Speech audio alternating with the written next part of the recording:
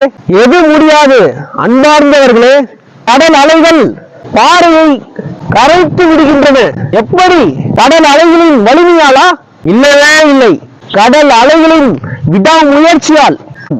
ஒரு பறவை சொல்கிறது, என் அன்பார்ந்தவர்களே, ஒரு பறவை சொல்கிறது, நான் மரக்கிளையை நம்பி நான் உட்காரவில்லை, நீ மரக்கிளையை வெட்டினாலும் நான் பறந்து விடுவேன்.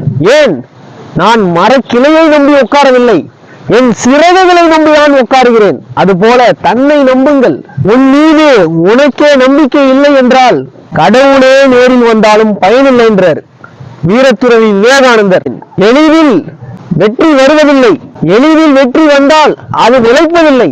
சாதாரணமாக விதை முளைப்பதில்லை மக்களே. ஒரு விதையை நட்டால் அந்த பூமியில் இருந்து அந்த பூமியை முட்டி முட்டி முட்டி முட்டி முட்டி அந்த பூமியை பிளந்து கொண்டு முளைக்கிறது, தன் விடாமுயற்சியால், தன் கடின உழைப்பால்.